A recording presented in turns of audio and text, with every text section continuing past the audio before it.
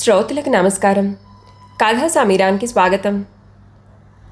Barrister Parvateesam నవల పార్వతీశం ఇంగ్లాండ్లో అడుగుపెట్టిన తర్వాత నుంచి మరొక భాగంగా రచించబడిందండి.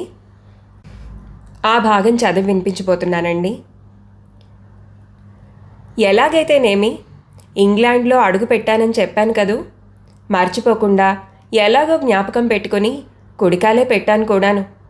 నేనింత శ్రద్ధగా ఇంత శాస్త్రయుక్తంగా కుడికాలే పెట్టినా లండన్ మటుకు ఈ విషయం ఏమీ గమనించినట్లు కనిపించలేదు. సిడసిడలాడుతూ మొహం మార్చుకుంటూ ఆరిపోయిన హారతి పళ్ళం పట్టుకు నించున్నట్లు అనిపించింది. ఇంతకు అదృష్టం బాగుంటే ఏ కాలు పెట్టినా ఇబ్బంది లేదు, బాగుండకపోతే ఏ కాలు పెట్టినా ఒకటే. ఇక్కడ దిగగానే నాలో ఉత్సాహం సగం చచ్చిందన్నను కానీ చల్లారిందని చెప్పక తప్పదు. కారణం ఏమిటంటే నేను చెప్పలేను. లండన్లో అడుగు పెట్టేసరికి బారోమీటర్ మరీ దిగిపోయినట్లయింది. నెమ్మదిగా సామాన్ దింపుకొని ప్లాట్ఫామ్ మీద నిలబడ్డాను. ఏం చేయడానికి తోచలేదు. ఎటు వెళ్లాలో మొదలే తెలియదు కదా. అంతా అయోమయంగా ఉన్నది. ఇదే మొగల్తూరు అయితేనా, స్కూల్ నుంచి ఇంటికి రాగానే నేనేదో చాలా దూర ప్రయాణం చేసి వచ్చినట్లు మా ఇంట్లో వాళ్ళు, చుట్టుపక్కల ఇళ్లల్లో కుర్రాళ్ళు బోళ్ళంతమంది పరిగెత్తుకొచ్చి నా చుట్టూ మూగి ఎంతోసేపు నాతో కులాసాగా ఆడుకునేవారు. మా అమ్మ సంగతి చెప్పనే అక్కర్లేదు. వచ్చావురా నాయనా, ముందు కాళ్ళు మొహం కడుక్కో, కాళ్ళు దించుకుపోయి బుగ్గలు పీక్కుపోయి ఎలా ఉన్నావురా నాయనా, లే అని నన్ను తొందర పెట్టి కాళ్ళు కడుక్కున్న తర్వాత ఏదో కొంత పలహారం పెట్టేది. ఒక్కొక్కప్పుడు నాకు దిష్టి కూడా తీస్తూ ఉండేది. నాకెంతో సిగ్గుగా ఉండేది. ఏమిటమ్మా నీ చాదస్తువు నువ్వును, ఇంకా ఎన్నాళ్ళేమిటి ఈ దిష్టి అని. నేను ఇంకా చిన్న కూచమ్మని అనుకుంటున్నావా ఏమిటి అనేవాణ్ణి కొంచెం కోపం అభినయిస్తూ. ఇదంతా జ్ఞాపకం వచ్చి ఒక్క మాట దుఃఖం వచ్చింది. కళ్ళు ఒత్తుకుంటూ చలికి గజగజలాడుతూ పక్క చుట్టలో శాలువానో తీసి కప్పుకుందామా అని ఆలోచిస్తుండగా పాతాళంలో నుంచి ఎవరో తన్నుతే పైకి ఉబికినట్లు కుక్ కంపెనీ వారి ఆసామి పాతాళంలో నుంచి వచ్చినట్లు తోచినా నా పాలిటి దివి నుంచి భువికి దిగి వచ్చిన దేవతలా ప్రత్యక్షమయ్యాడు. నన్ను ఒక్కసారి ఎగాదిగా చూసి, good evening, what is your name? Let me see, you are the great mister Parvateesam, aren't you? Fine, we are hearing a lot about you. Good day, bit chilly what? ఆహా, నమస్కారము, తమ పేరు? అన్నట్లు మీరే కాదు ఆ మహానుభావులు పార్వతీశం గారు? తమ సంగతి అబ్బో బోల్డంత విన్నాము. బాగుంది, కొంచెం శీతలం తగిలింది కదూ అంటూ చిరునవ్వుతో నన్ను పలకరించేసరికి నా ప్రాణం లేచి వచ్చినట్లయింది. కానీ నన్ను గ్రేట్ పార్వతీశం అన్నాడు. నా గురించి చాలా విన్నానంటాడు. చాలా చిత్రంగా ఉన్నదే, నేను గొప్పవాడినని వీడెలా కనిపెట్టగలిగాడు? లండన్లో అడుగుపెట్టి ఇంకా అరగంటైనా కాకుండా అప్పుడే నన్ను గురించి ఎలా విన్నాడు? చాలా చిత్రంగా ఉన్నదే అని ఆశ్చర్యపోతూ వాడికంటే మనమేమీ తీసిపోకూడదు అనుకుంటూ, yes sir, I Parvateesam. How you know me cook గారు అన్నాను ఇంగ్లీష్లో. నాకు కూడా ఇంగ్లీష్ వచ్చు సుమా, అట్టే పిచ్చి వేషాలు ఏమన్నా వేస్తే నా దగ్గర సాగవు అని హెచ్చరించడానికి. Good lad, clever aren't you, come hurry అంటూ నా చెయ్యి పట్టుకుని లాక్కుపోవడం మొదలుపెట్టాడు. ఎస్, కమింగ్, మై సామాన్స్ సార్ అంటుంటే వినిపించుకోడు. ఈ చెవిటి మాలోకం ఏమిటి బాబు అనుకుని ఒక్క ఊపుతో నా చెయ్యి విదిలించి, my saman there, I go get my saman and come అన్నాను. వెనక్కి తిరిగి సామాన్లు చూపిస్తూ, ఏమిటయ్యా ఈ హడావిడి, నా సామాన్లు ఉండవయ్యా, నా సామాన్లు తీసుకొస్తాను. Oh oh you and your bloody సమాన్, what do you mean by సమాన్? ఏమిటయ్యా నీ వెధవ సమాను నువ్వును, అసలు సమాన్ అంటే ఏమిటి అంటాడు. My box and bed sir, నా పెట్టె పరుపునండి అన్నాను వాటికేసి చూపిస్తూ. ఓ దాట్ అని ఓ పెద్ద నవ్వు నవ్వి, సమాన్ సమాన్ అని 4 సార్లు అనుకుని, పర్వాలేదు, నీ సామాన్ ఎక్కడికి పోదు, వాటిని తీసుకురమ్మని ఒక మనిషితో చెప్పాను, తీసుకొస్తాడు, మనం తొందరగా వెళ్ళి ఆ రైలు ఎక్కాలి అన్నాడు అక్కడున్న రైలు కేసు చూపిస్తూ. స్టీమర్లో నుంచి దిగిన జనమంతా ఆ రైలు కేసి హడావిడిగా వెళ్ళి అందులో ఎక్కుతున్నారు. మనం ఇంగ్లాండ్ వచ్చాం కదా, మళ్ళీ ఈ రైలు ఎందుకు? ఇంకా ఎక్కడికి వెళ్ళాలి అన్నాను. ఇది ఇంగ్లాండే. నిజమే. అయితే ఇంగ్లాండ్కి ఇది మొదలన్నమాట. లండన్ ఇక్కడికి కొన్ని మైళ్ళ దూరంలో ఉంది. 3 గంటలు ప్రయాణం చేస్తే సుమారు 8ంటికి అక్కడికి చేరుకుంటాం. నిన్నక్కడికి చేరిస్తే మా బాధ్యత వదిలిపోతుంది. తర్వాత నీ దారి నువ్వు చూసుకోవాల్సిందే అన్నాడు తొందరగా నడుస్తూ.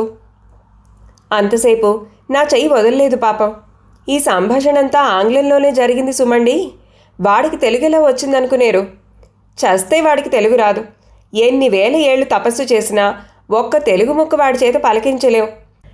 తెలుగుదేశంలో పుట్టి పెరిగిన నాకే ఇంకా బోల్డ్ అన్ని అర్థం కాని స్వచ్ఛంగా పలకలేని మాటలున్నాయంటే వాడికిలా తెలుస్తుంది చెప్పండి. అదేం చచ్చు ఇంగ్లీషా? ఎవడు పడితే వాడు ఏడాదిలోనో 2 ఏళ్లలోనో నేర్చుకోవడానికి. మేము రైలు దగ్గరికి వచ్చి ఒక పెట్టెలో ఎక్కబోయేసరికి ఎవడు తెచ్చాడో ఎప్పుడు తెచ్చాడో తెలియదు కానీ నా పెట్టె పరుపు అప్పుడే అందులో ఉన్నాయి. ఇదిగో బాబు, మీ మీ అదేమిటో అన్నావు. వాణ్ణి చూసి నేను నవ్వాను. ఏటొచ్చి వాడు ఒకందుకు నవ్వితే నేను మరొకందుకు నవ్వాను. అప్పటికి 5:30 గంటలో అయినా బాగా చీకటి పడిపోయింది. పొగ మంచో తెలియకుండా 10 అడుగుల దూరంలో ఉన్న మనుషులు కూడా కనబడినంత ఒత్తుగా దట్టమైన తెరలా మమ్మల్ని కమ్మేసింది. విపరీతమైన చలిగా ఉంది. ఇంత గాఢాంధకారంలోనూ రైలు వెళ్తుందా అనే సందేహం కలిగింది నాకు. సందేహం కలగడం తడువుగా, ఈ కటిక చీకట్లో రైలు వెళుతుందా భయం లేకుండా అన్నాను. యథాలాపంగా నా లోపలి ఊహల్ని పైకి అన్నట్టుగా, అతనితో చెప్పినట్టు కాకుండా. అతను ఒక్కసారి నాకేసి నిదానంగా చూసి, ఏం భయం లేదు, మనకు భయం లేదు, దానికి భయం లేదు. ఒక జోడా మనుషులు లాంతర్లు పట్టుకొని రైలు పట్టాలు తప్పిపోకుండా దాని ఎదుట నడుస్తారు అన్నాడు చాలా గంభీరంగా. అయినా వాడేదో నన్ను వేళాకోళం చేస్తున్నాడు అనుకున్నాను. నేను నాకు కలిగిన సందేహాన్ని పైకి అనడం పొరపాటే. అప్పుడు నిడదవోలు నుంచి నేను ఎక్కిన రైలు మద్రాసు వరకు రాత్రి ప్రయాణం చేసిన సంగతి, తర్వాత మద్రాసు నుంచి మళ్ళీ రాత్రి చేసిన ప్రయాణం స్ఫురణకొచ్చి నా తెలివి తక్కువతనానికి నవ్వుకున్నాను. అయితే మటుకు మాత్రం దానికి వాడు నన్ను చూసి నవ్వుతాడా అని కొంచెం కోపం వచ్చిన మాట వాస్తవమే. అయినా నాలో నేను సముదాయించుకొని 1-2 సార్లు వాడేదో చెప్పబోతే వినినట్లు సమాధానం చెప్పకుండా ఊరుకున్నాను. లండన్ చేరేంత వరకు నా మౌనం నేను వీడలేదు. ఏ అవాంతరం లేకుండా మేము లండన్ క్షేమంగా చేరాము దైవానుగ్రహం వల్ల. లండన్ స్టేషన్ రాగానే రైలు స్టేషన్లోకి కాక ఏదో ఇంట్లోకి వెళ్తున్నట్టు అనిపించింది. ఎందుచేతనో తెలీదు. నాతో కూడా ఉన్న ఆసామీని అడుగుదామంటే మళ్ళీ అతను ఏం వేళాకోళం చేస్తాడో అని సందేహించి ఊరుకున్నాను. రైలు ఆగడంతో బిలబిల్లాడుతూ రైల్లో 50 మంది కన్నాల్లోంచి ఎలుకల్లా హడావిడిగా బయటికి వెళ్ళడం ప్రారంభించారు. నాతో ఉన్న ఆసామి దిగడానికి లేచాం. నేను ఒకసారి నా సామాన్ కేసు చూశాను. అది అతను కనిపెట్టి, దాని సంగతి నేను చూస్తాను, దిగు అన్నాడు. మేమిద్దరం దిగడంతోనే అతని సంజ్ఞకు ఒక మనిషి లోపలికి వెళ్ళి సామాన్ బయటికి తీసుకొచ్చాడు. అతన్ని చూస్తే మామూలు దొరలాగే ఉన్నాడు, కూలీలా లేడు. మన ఊళ్ళో అయితే కూలీ ఇట్టే దొరికిపోతాడు. వాణ్ణి చచ్చినా ఏమండి అని మనం అనలేము. బయటికి రావడంతోనే 4 వైపులా చూసి ఆశ్చర్యపోయాను. నేను మద్రాసు లాంటి స్టేషన్లు చాలా చూశాను కానీ ఇంత పెద్ద స్టేషన్ నాకెక్కడా కనబడలేదు. ఇది కొన్ని మైళ్ళు పొడుగుంటుందా అనిపించింది. అధమో 1 మైలైనా వెడల్పు ఉండాలనుకున్నాను. ఇందాక రైలు స్టేషన్కు కాక ఇంట్లోకి వెళుతోంది అని అనిపించడానికి కారణం ఇప్పుడు తెలిసింది. ఇంత వెడల్పు పొడుగు ఉన్న స్టేషను అంతటికీ గాజు కప్పు పై భాగానికి కనిపించింది. ఇంత గాజు ఎలా దొరికిందా వీళ్ళకి అనిపించింది. అసలు గాజు ఎందుకు వేశారు అనే సందేహం కూడా కలిగింది. ఒకవేళ ఏ కొబ్బరికాయ అయినా దాని మీద పడితేనో, లేక పక్కింటి కుర్రాళ్ళు ఎవరైనా ఆటల్లో వాళ్ళ లక్క పిడతలో పెంకు ముక్కలో దాని మీద విసురుతేనో ఇంత స్టేషను ఏమవుతుంది? అయినా దానికి సమాధానం ఏదో మనమే ఊహించి తెలుసుకోవాలి కానీ ఇలాంటి మోటు మనుషులను అడిగితే వాళ్ళ అత్తలివిగా మాట్లాడామనుకుని నన్ను అవహేళన చేస్తారు. ఎందుకొచ్చింది బాధ? ఇంతకు స్టేషన్ కప్పు ఎలా పోతే నాకెందుకు అని అప్పటికి సమాధానం చెప్పుకున్నాను. ఇంతలోనే నా పక్కనున్న కుక్ అనిగా వంట మనిషి కాదు, కుక్ కంపెనీ మనిషి బయటికి వెళ్దాం రండని చెయ్యి పట్టుకుని ముందుకు తీసుకువెళ్ళాడు. 10 వారాలు నడవగానే ప్లాట్ఫారంలో మధ్య భాగం కొంత దాని అంతటదే పరిగెడుతోంది. దాని మీద కొందరు మనుషులు నిలబడి ఉన్నారు. దాని దారిన అది, దాంతో పాటు దాని మీద మనుషులు ముందుకు సాగిపోతున్నారు. ఇది లోపల నుంచి ఎక్కడి నుంచి వస్తోందో, దానికి అంతు ఉందో లేదో తెలియలేదు. నేను ఈ ఆలోచనలో ఉండగా నా పక్కనున్నతను నా చేయి పట్టుకొని తనతో పాటు నన్ను కూడా దాని మీదకి లాగాడు. అతను మేకులా అలాగే నిలబడ్డాడు కానీ నేను మటుక్కు వెనక్కి పడబోయాను. అతను నా వీపుకి చెయ్యి ఆనిచ్చి నేను పడిపోకుండా ఆప్ చేశాడు. మేము నిలబడ్డది కదిలే ప్లాట్ఫామ్. అది ముందుకు సాగుతూనే ఉంది. అది చాలా చిత్రంగా కనబడ్డది. ఇలా కొంత దూరం వెళ్ళిన తర్వాత ఎదుట మేడమెట్లు కనబడ్డాయి. దాని మీద కూడా ఇది పరిగెడుతూనే ఉంది. జనం పడకుండా అలాగే నిలబడి ఉన్నారు. వాళ్ళు పడకుండా అలా ఎలా ఆగారా అని ఆలోచిస్తుంటే మేము నిల్చున్న భాగం కూడా మొదటి మెట్టు ఎక్కడం, నేను వెనక్కి పడబోవడం, మళ్ళీ ఆయన ఆసరాతో నిలబడ్డం, మేడమెట్లు ఎక్కినట్టు నన్ను కూడా ఎక్కమని తాను ఎక్కుతూ చెప్పడం, తగదునమ్మా అని ఆ విద్య నేర్చుకుని క్షణంలో ఆ మెట్లు ఏ ప్రమాదం లేకుండా ఎక్కడం అన్నీ రెప్పపాట్లో జరిగిపోయాయి. మరికొంత దూరం సాదా ప్రదేశం నుంచి ఇది నడుస్తుండగా నా స్నేహితుడు పక్కకు తప్పుకుంటూ నన్ను కూడా తనతో పాటు పక్కకు లాగేశాడు. ఆ ప్లాట్ఫామ్ దాని దారినది సెలయేరులా పారుతూనే ఉంది. మేం ఏదో 10 బారులు నడిచి ఓ పెద్ద గది దగ్గర ఆగాం.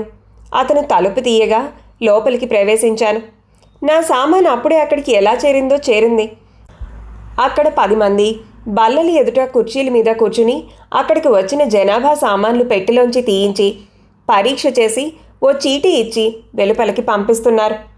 నా పెట్టెలు చూడ్డానికి సిద్ధంగా ఉన్న మనిషి నన్ను ఎగాదిగా చూసి నా స్నేహితుడితో అర్ధోక్తిలో హూ ఇస్ దిస్ డ్రేక్ అన్నాడు.